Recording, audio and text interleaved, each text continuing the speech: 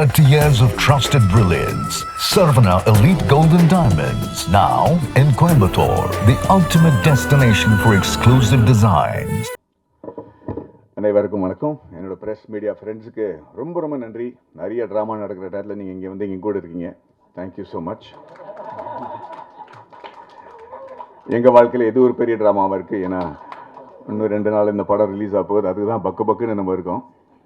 என்னோட டைரக்டர் வந்து நீங்கள் ஏற்கனவே அவர் பேசுனது கேட்டிருக்கீங்க. எவ்வளோ ஆர்வத்தோடு பேசுகிறார், எவ்வளோ இன்ஃபர்மேஷனோட பேசுகிறார் அப்படின்ட்டு.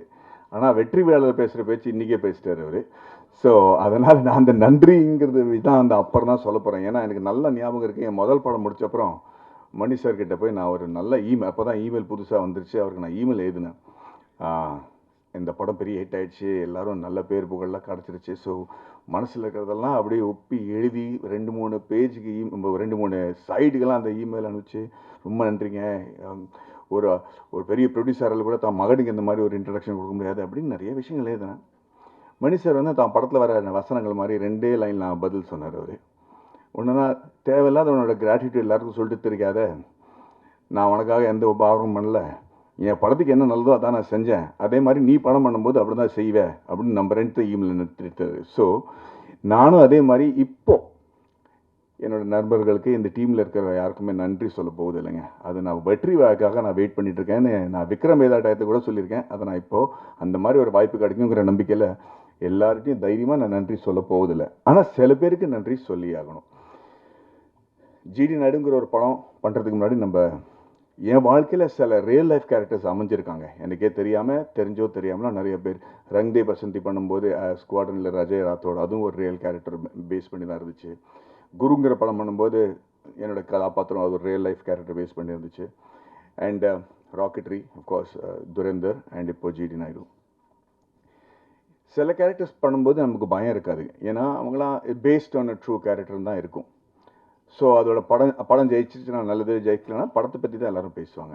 ஆனால் ராக்கெட்ரிங்கிற ஒரு படம் பண்ணும்போது ஒரு உண்மையான உயிரோடு இருக்கிற ஒரு மனுஷனோட வாழ்க்கையை பற்றி நம்ம பேசிகிட்டு இருக்கோம். படத்தை நம்ம சரியாக எடுக்கலன்னு வச்சுக்கலாம், ஏற்கனவே இருக்கிற பிரச்சனைக்கு அது அதிகமான ஒரு பிரச்சனை ஆகிறதுக்கு வாய்ப்பு இருக்குது. அதனால் நான் ஏன் நன்றி சொல்ல விரும்புகிறேன்னா, முதல்ல GD Naidu sir, Rajkumar sir, Gopal sir, அந்த ஃபேமிலிக்கு. ஏன்னா இவங்க வந்து எங்களுக்கு வெறும் ஒரு படம் பண்ணுறதுக்கு வாய்ப்பு கொடுக்கல, ஜிடி நாயுடுன்னு ஒரு கதாபாத்திரத்தை பற்றி உலகத்துக்கு சொல்கிறதுக்கு ஒரு வாய்ப்பு கொடுத்துருக்காங்க. அது நம்ம கரெக்டாக பொறுப்போடு எடுத்துகிட்டு போய் சொன்னாதான் அவரை பற்றியான நல்ல விஷயங்கள் மக்களுக்கு தெரியும். அந்த படத்தை நம்ம சொதப்பிட்டோன்னா அது வந்து பாதிக்கக்கூடிய லெவலில் இருக்கும். அதை நான் இப்போவே சொல்லிடுறேன். அதனால் அந்த பயத்துலேயும் அந்த மரியாதையோடையும் தான் எல்லாருமே இந்த படத்தில் வேலை செஞ்சுருக்காங்க. ஏன்னா we cannot afford to be wrong or inaccurate about such an impossibly unbelievable character like G.D. Naidu. So we took that very seriously. Sir, thank you very much for trusting us with the reputation of this man, and I hope that we do justice by him. இரண்டாவது வந்து நான் ஏன் நன்றி இதில் சொல்கிறேன்னா, இந்த விழாவில் மக்கள் வந்து இந்த படத்தை ஏன் பார்க்கணும் அதை பற்றி தான் நான் இப்போ பேச விரும்புகிறேனே தவிர நன்றி அப்புறம் நான் சொல்லிக்கிறேன். பட் ஏன் இப்போ இந்த நன்றி சொல்லணும்னா, இதுலேயும் ஏன் மக்கள் வந்து படத்தை பார்க்கணுங்கிறது இருக்குது. அது அடுத்தது வந்து அரவிந்த் சார். அரவிந்த் சார் நானும் எப்போ பார்த்தாலும் அப்படியே உட்காந்துருப்பார், தூங்கிட்டு இருக்கிற மாதிரி இருப்பார், அண்ணா எல்லாத்தையும் கேட்டுருப்பார். அவர் நானும் அவரும் கிட்டத்தட்ட 23 வருஷமாக ஒரு ஃப்ரெண்ட்ஸாக நான் இருந்திருக்கோம். என்ஜினியரிங் மேலே எனக்கு எவ்வளோ ஆர்வம் இருக்கோ அதுக்கு 10 மடங்கு மேலே அவருக்கு நாலேஜும் இருக்குது, ஆர்வமும் இருக்குது.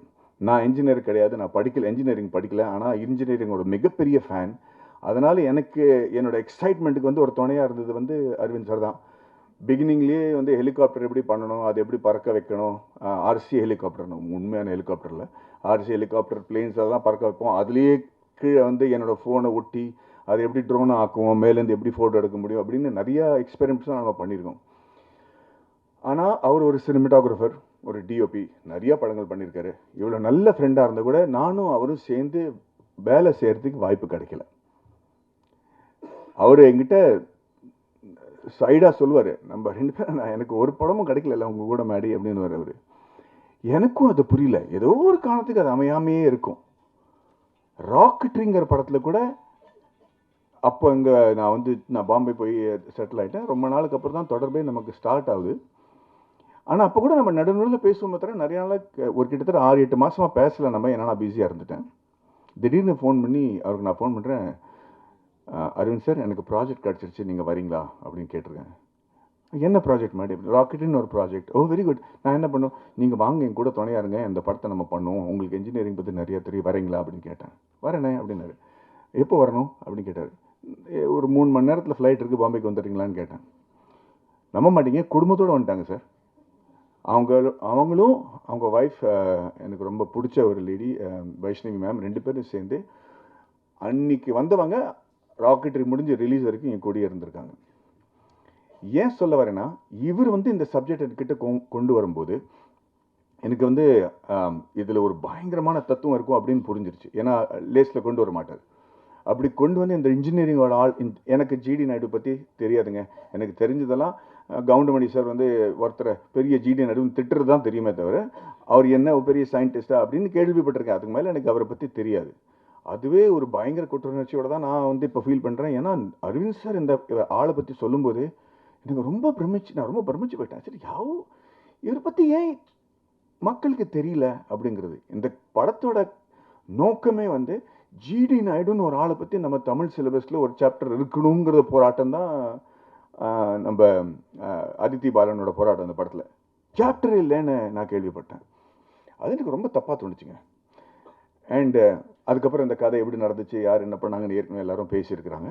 பட் அதுக்கு என்ன the root cause of me getting involved with this project எப்படின்னா, எனக்கு ஒரு பாம்பு புல் மாதிரி பிடிச்சா விட்டுற மாட்டேன். ஸோ இது வச்சா கொடுமை சர்ச்சா மாட்டேன் லெவலுக்கு போயிடுவேன்.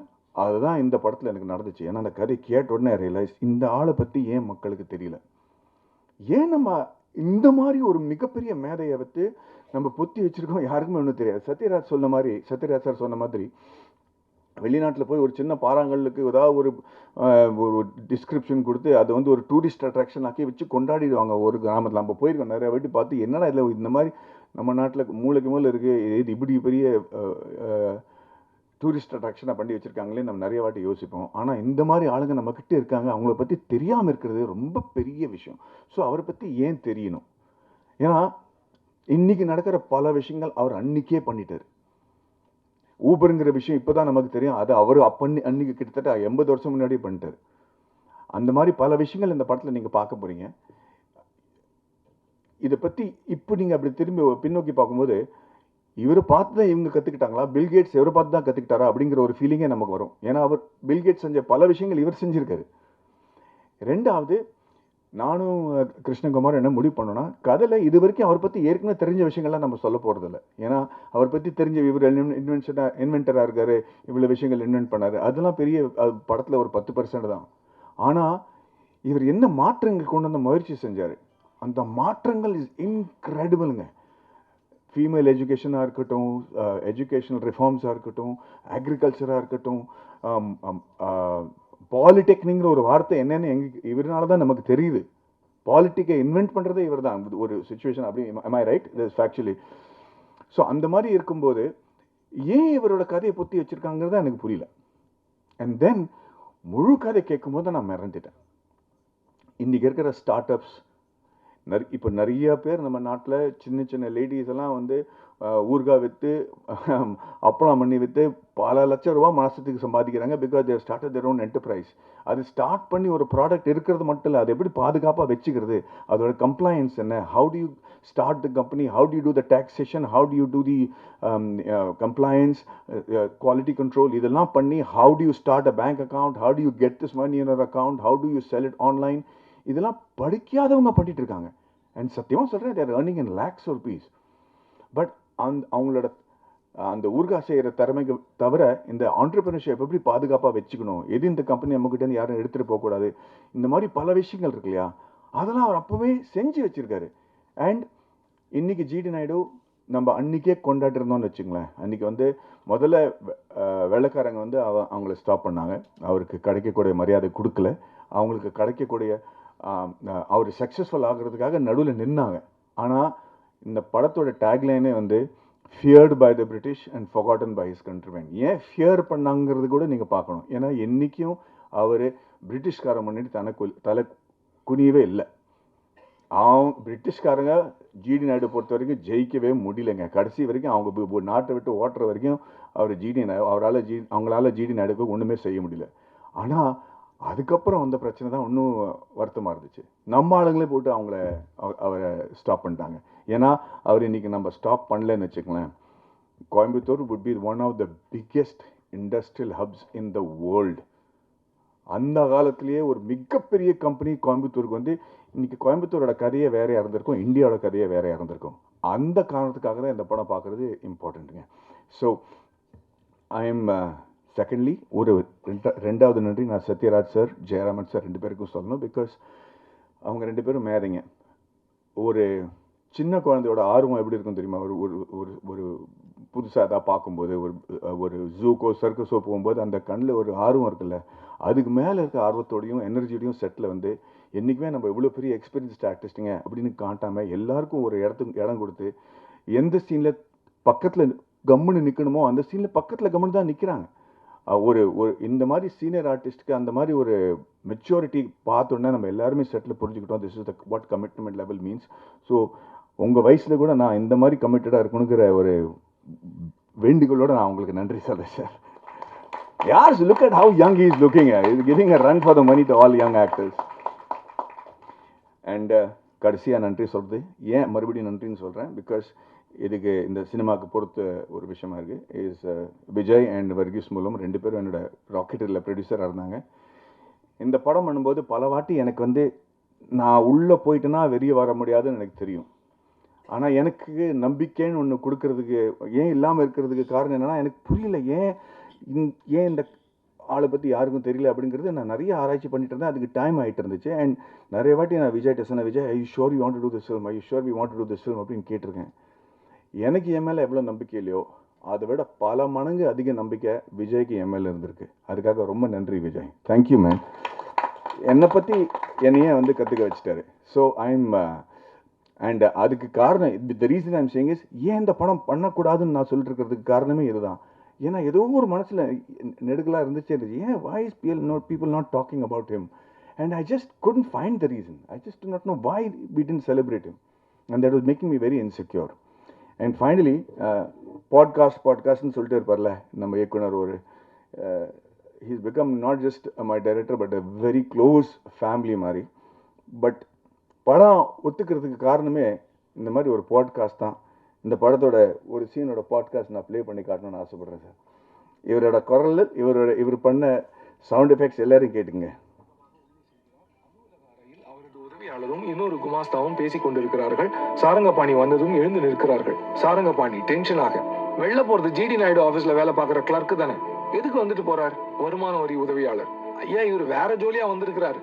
மிஸ்டர் போஸ்னு ஒருத்தரோட கடந்த 3 ஆண்டுகளா வருமான வரி கட்டின விவரங்களை கேட்டு வாங்கிட்டு போறார் சார். சாரங்கபாணி டென்ஷனாக, யோ யார் வந்து என்ன கேட்டாலும் கொடுத்துருவீரா? வருமான வரி உதவியாளர், இல்லைங்க சார், அவரு போஸோட சரியான ஆவணங்களை எல்லாம் காமிச்சிட்டு தான் வாங்கிட்டு போறார் என்று அந்த ஆவணங்களை காண்பிக்கிறார். சாரங்கபாணியும் அவற்றை பார்க்கிறார். சாரங்கபாணி குழப்பத்துடன், அது சரி, ஆனா நாயுடு ஆபீஸ்ல இருந்து எதுக்கு போஸோட ஆவணங்களை வாங்கிட்டு போறா என்று அவர் கேட்க, மற்றவர்கள் புரியாமல் விழிக்க, வெளியே ஏதோ சலசலப்பு கேட்டு இவர்கள் வெளியே வராண்டாவுக்கு வருகிறார்கள். பியூன் ஓடி வருகிறார். பியூன் சாரங்கபாணியிடம், சார், ஒரு ஆள் நாயோட வந்து கலாட்டா பண்றாரு சார், நாயை உள்ள விட முடியாதுன்னா கேட்க மாட்டேங்கிறாங்க, எகத்தாளமா பேசுறாரு சார் என்று சொல்ல சாரங்கபாணி வெளியே பார்க்கிறார். அங்கே ராஜபாளையம் நாட்டு நாய் ஒன்றுடன் ராமையா பிள்ளை. நாய் மற்றவர்களை பார்த்து குறைத்தபடி இருக்க அதன் பிடியை விடாமல் இருக்கிறார் ராமையா பிள்ளை.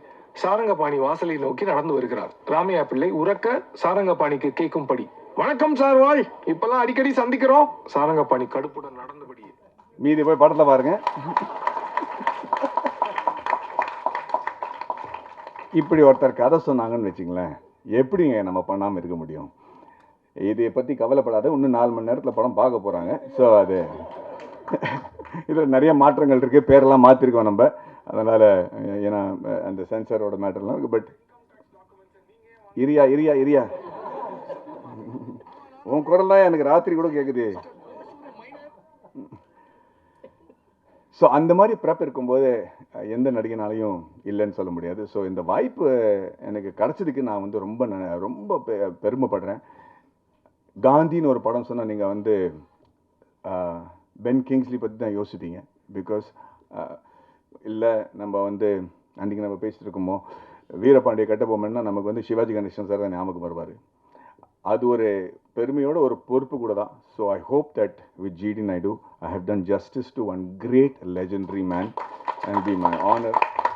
Thank you very much. வணக்கம், நன்றி. 3 மணி நேரத்தில் படம் ஸ்டார்ட் ஆக போது நீங்கள் சீக்கிரம் கிளம்பி போய் ஃபேமிலியோட திருப்பி வந்துருங்க, படம் பாருங்கள் ப்ளீஸ். தேங்க்யூ.